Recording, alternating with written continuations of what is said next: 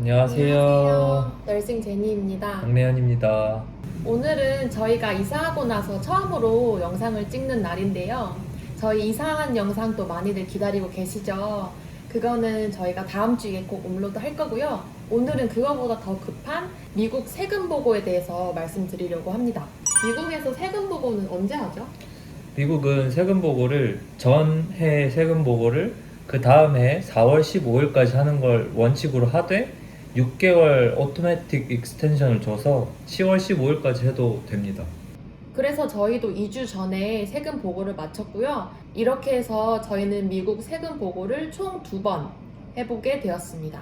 미국에 처음 오신 분들, 그리고 이제 막 오시려는 분들은 세금 보고 많이 얘기는 들어봤는데 어떻게 하는지는 잘 몰라서 막막하시죠. 그래서 저희가 오늘은 저희 경험담, 그리고 남편이 회계사 시험 공부하면서 배운 지식을 다 통틀어서 좀 유익한 영상을 만들어 보려고 합니다. 그러면 일단 제일 먼저 궁금하실 질문 제가 해볼게요. 텍스 파일링은 누가 해야 되나요? 일단 신분에 상관없이 미국 영토 내에서 소득이 있으면은 보통 파일링을 해야 되는데요. 이제 파일링 스테터스가 여러 종류가 있지만 보통 메릿 파일링 조인틀리랑 싱글을 많이 보시겠죠. 이제 메릿 파일링 조인틀리의 경우에는 25,900불 이상, 싱글일 경우에는 12,950불 이상의 연소득이 있으면은 파일링 대상이 됩니다. 그러면 저희 같은 경우는 결혼을 해서 같이 파일링을 하니까 그쵸. 그 메리드 파일링 조인트에 조인틀리. 해당이 됐었던 거죠. 텍스 보고 기간은 어떻게 되나요? 텍스 보고 기간은 보통 4월 15일까지 이제 파일링 하는 게 규칙이고요. 바빠서 4월 15일까지 파일링을 못할 경우가 있잖아요. 그럴 경우에는 이제 오토매틱 익스텐션이라고 해서 6개월간의 유예 기간을 주어져요.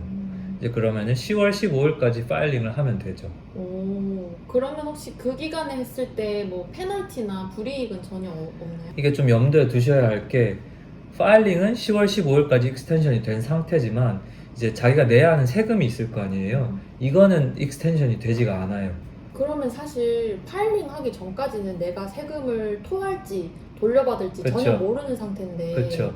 이 페이먼트를 하지 않으면은 한 달마다 0.5%의 페널티가 붙습니다. 그러면은 잘 모르는 사람은 무조건 4월 15일까지 하는 게 안전하겠네요. 그렇죠. 그래서 저희 같은 경우도 이제 2022년 텍스 파일링을 2023년인 3월에 다 끝냈는데요.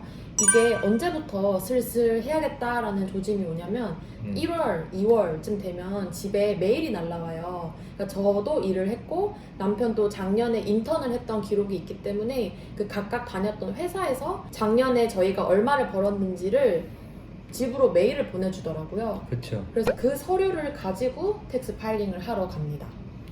그 서류를 보통 W2라고 하는데 보통 미국 인플로이어들은 뭐 2월 첫째 주, 뭐 조금 늦으면 2월 둘째 주까지는 보내주는 추세인 것 같더라고요.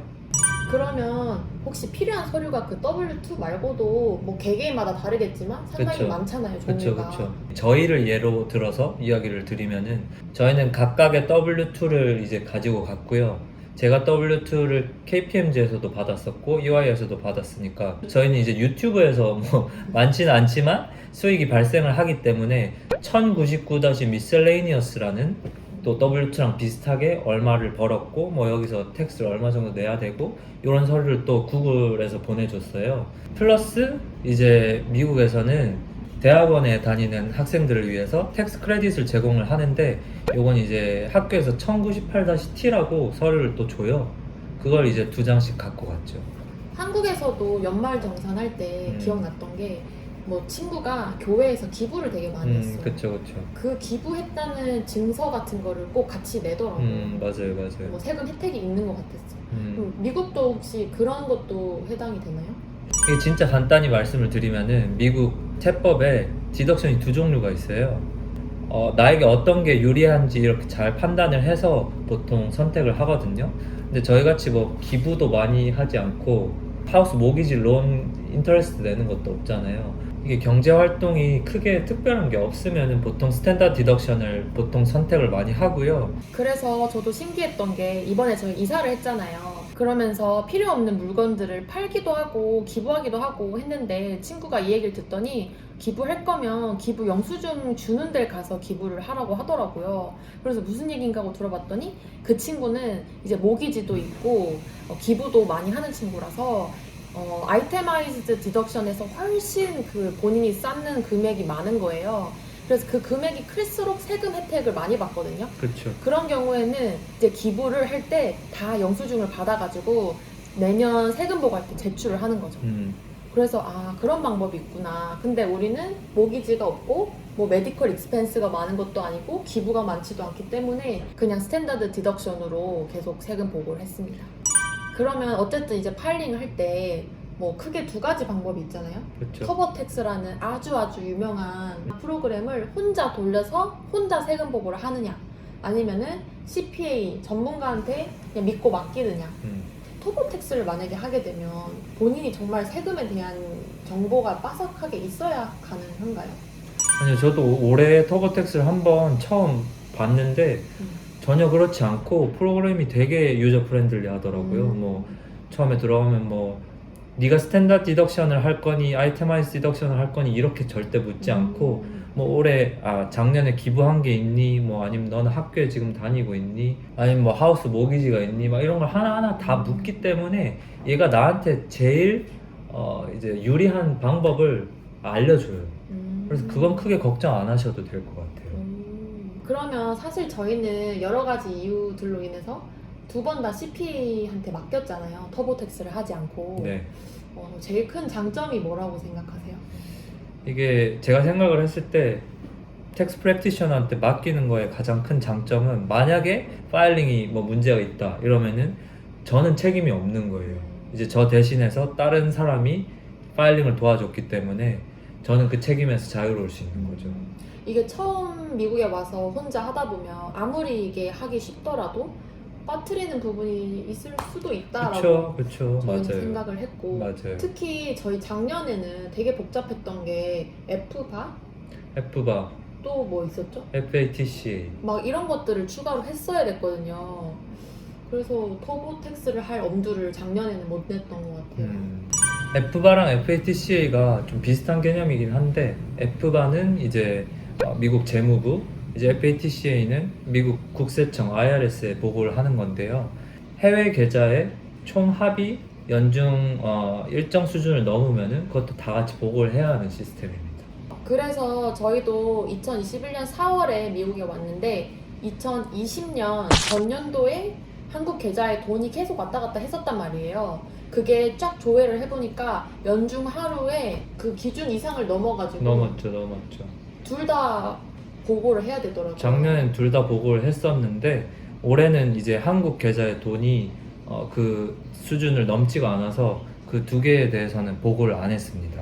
그래서 처음 미국에 오시는 분은 대부분 이제 전년도에 한국에 대부분 목돈을 갖고 계시니까 그거에 대한 보고를 좀 해야 되실 거고, 그래서 안 쓰는 한국 계좌를 다 정리하라고. 그 이유가 그 전년도에 존재했던 계좌다 라고 하면은 그 다음에 세금 보고할 때 그 계좌 정보를 다 써야 돼요. 한 계좌에 10만 불이 있었다는 이유로 나머지 9개 계좌에는 영원이 있다고 쳐요. 그럼 그 10개의 계좌를 모두 보고해야 되는 거예요. 그러니까 간단히 말하면 한국 계좌에 돈이 좀 많다 싶은 분들은 FATCA라는 게 있다는 걸 꼭 기억해 주시면 될 것 같아요. 그 다음 질문으로는 그래서 터보텍스랑 CPA한테 맡기는 거 제일 중요한 문제가 가격이죠. 혹시 가격 비교를 해보니 어떻던가요? 터보텍스의 경우에는 공짜 버전도 있거든요. 근데 이제 공짜 버전 같은 경우에는 사용할 수 있는 이런 피처들이 많지가 않아요. 그래서 본인이 뭐 그냥 회사에서 W2만 가지고 파일링을 한다 하면 터보텍스가 훨씬 유리하고요. 공짜니까. 하우스 모기지가 있다, 아니면 뭐 주식을 가지고 있다 이러면 훨씬 복잡해지잖아요, 텍스 파일링이. 그러면 이제 얘네가 추가 금액을 받기를 시작을 하는 거죠. 저희 같은 경우에는 뭐 딴 건 복잡하지 않았는데 유튜브 수익을 이제 유튜브 수익에 대해서 파일링을 하려고 하니 요거는 또 따로 추가 금액을 받는다 막 이렇게 플러스 이제 뭐 문제가 생겼을 경우에 터보택스에서 이제 나를 대신해서 뭐 국세청이랑 뭐 문제가 있는 모든 걸 조율해 준다던가 이런 서비스를 또 추가로 제공을 하더라고요. 이렇게 뭐 하다 보니까 170불인가 나왔거든요, 저희 같은 경우에는. 근데 이제 그에 반해서 CPA한테 맡겼더니 180불을 달라고 하더라고요. 10불 차이죠. CPA가 10불 정도 더 비쌌는데, 그래서 결론적으로 보면 뭐 가격 차이는 그렇게 크지가 않아요. 둘 다 이제 책임지겠다라는 가격이 포함된 거니까. 그쵸. 근데 사실 저희가 가는 데가 좀 싼 편이고 다른 분들 텍스 파일링 그 CPA한테 맡기는 비용은 거의 300불? 400불도 좀 많이 들어봤거든요. 그리고 또 저희가 가는 곳은 라티노들을 상대로 장사를 하는 것 같더라고요. 그래서 조금 싸게 이제 해주는 것 같고, 저도 제가 듣기로는 뭐 뉴저지의 한인 CPA 이런 분들은 막 200~300불씩까지 받는다고 하더라고요. 그러면 대략적인 이야기는 이 정도로 하고 저희가 2년 동안 파일링 했던 걸 보면서 좀 더 이해하기 쉽게 설명을 드릴게요. 작년 거부터 시작해볼까요? 그럴까요? 사실 작년이랑 올해랑 되게 결과가 달랐잖아요. 그쵸. 작년에는 엄청나게 많이 리펀드를 받았고 올해는 그렇게 많이 받지 못했어요. 제일 큰 이유는 저희의 소득이 올라갔다는 거죠. 네. 작년에는 제가 일을 6월부터 시작을 해서 딱 반년치 그쵸. 급여를 받았기 그쵸. 때문에 소득 대비 세금을 많이 내버린 거예요. 그래서 많이 돌려받았는데 이번에 파일링 할 때는 쫙 풀로 1년 동안 일한 게 있었기 때문에 낼 만한 세금을 그냥 적당히 다 냈던 거죠. 첫 페이지는 이제 페더럴 텍스 파일링인데 크게 네 파트로 나뉘어져 있죠. 첫 번째가 이제 내가 소득이 얼마나 있는지, 거기서 이제 디덕션 얼마나 받았는지, 이제 두 번째는 내가 세금을 얼마나 내야 하는지, 세 번째는 내가 세금을 얼마를 냈는지, 이제 네 번째는 그 내가 세금을 추가로 얼마를 더 내야 하는지 아니면 얼마를 더 환급받을 수 있는지, 이렇게 보시면 될 것 같아요.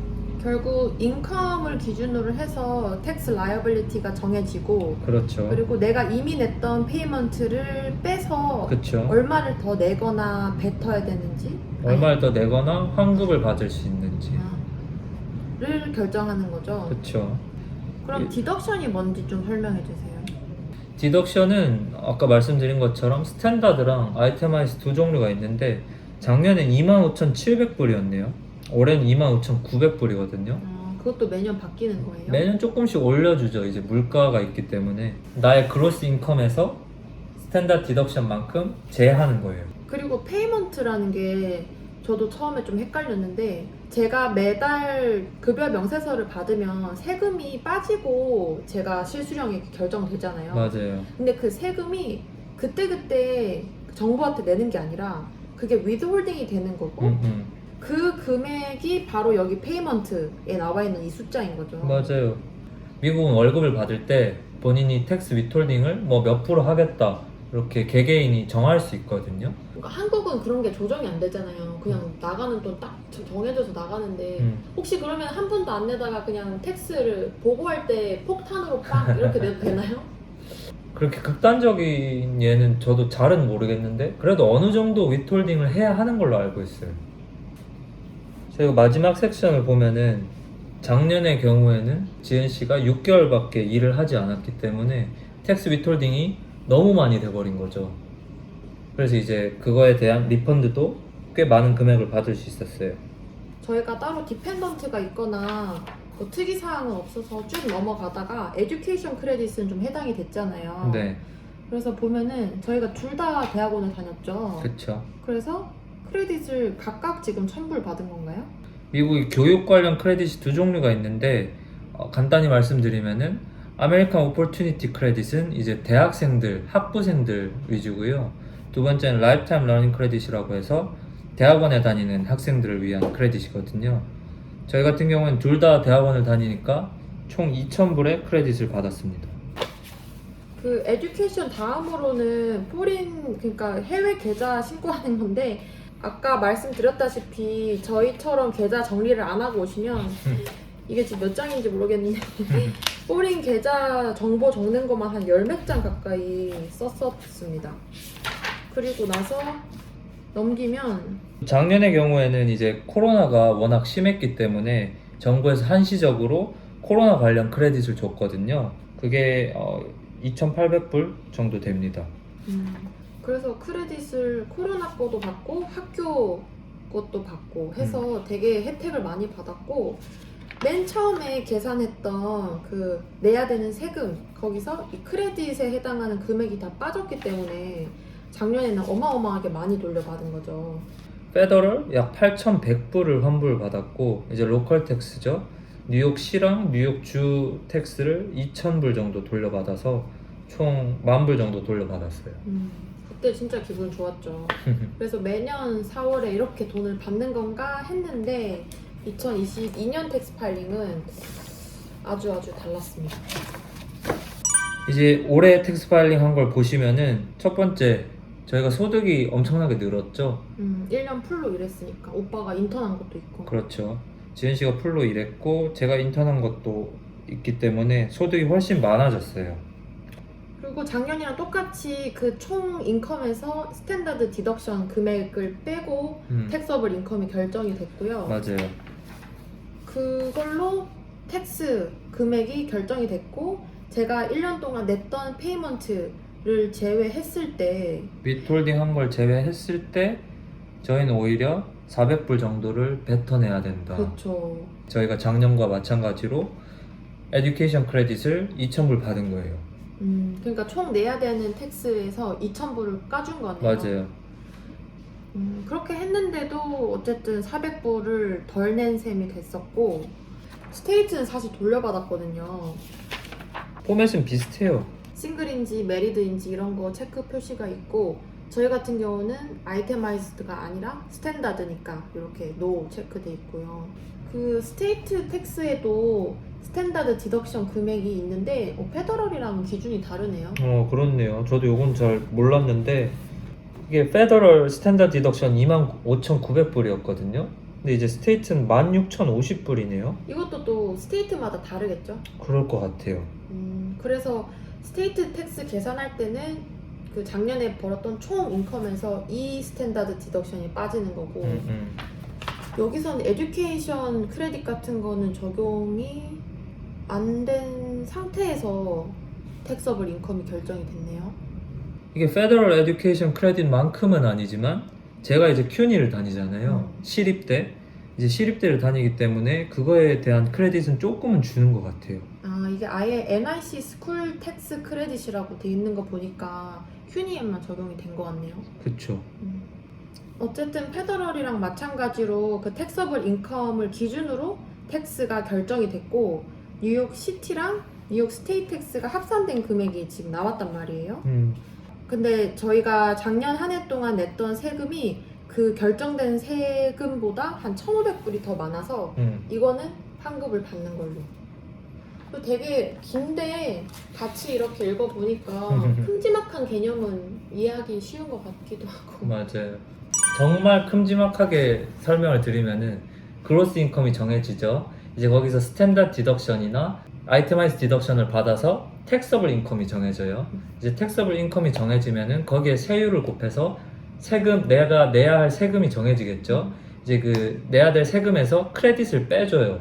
그럼 이제 정말로 최종적으로 내가 얼마를 내야 하는 정해지는 거죠. 그리고 지금까지 냈던 세금이 얼마였느냐랑 비교를 해서 내가 만약에 윗홀딩을 더 많이 했다면은 환급 받는 거고 윗홀딩을 덜 했으면 다시 뱉고 요 정도 메커니즘으로 보시면 될 것 같아요. 그리고 돌려받느냐 뱉어내느냐를 결정하는 수많은 요소들 중에 뭐 학교를 다니면 학교 크레딧을 받아서 혜택이 있고 또 디펜던트 자녀가 많으면 그렇죠. 또 그거에 대한 크레딧이 있어서 그렇죠. 또 좋고 또 해외 인컴 크레딧이라고 또 있어요. 내가 해외에서 수입이 있다면은 그 해외에서 발생한 수입에 대해서 또 세금을 낼 거 아니에요. 해외에서 그거에 대한 크레딧도 또 있고. 그리고 또 많은 분들이 아시다시피 주마다 이 세율이 또 달라가지고 텍사스 같은 경우에는 인컴 텍스가 아예 없대요. 그러니까 저희가 지금 이렇게 뉴욕시 뉴욕주에 내고 있는 이런 세금 걱정을 아예 안 해도 되니까. 페더럴만 내면 된다. 그쵸. 그것도 어마어마한 요소 중에 하나고. 그래서 정말 미국에서 세금을 얼마나 내느냐는 케바케지만 이런 것들을 잘 알고 계시면 본인한테 유리하게 이렇게 좀 하실 수 있을 것 같습니다. 여기 간단히 첨언을 하자면은 뉴욕 주 안에는 뉴욕시라는 엄청난 메가폴리스가 있잖아요. 시티텍스라고 이제 내는 도시들이 미국 내에 그렇게 많지가 않더라고요. 저도 알아보니까 뭐 볼티모어? 볼티모어가 된다고? 네, 볼티모어도 시티텍스가 있는 것 같더라고요. 근데 이제 이런 도시들을 보자면은 경찰 병력이 많이 필요하다거나 아니면 뭐 소방관들 이제 월급을 줘야 된다거나 이런 식으로 공권력에 대한 수요가 많은 곳에 이제 시티텍스 많이 낸다고 하더라고요. 이렇게 좀 굴리려면 돈이 많이 들어가는 그런 도시들. 그렇죠, 그렇죠. 그래서 저희도 작년 한 해 뉴욕 시티텍스만 5,000불 가까이 냈거든요. 이게 어마어마한 돈이고 아무래도 텍스를 정말 많이 내고 살아요.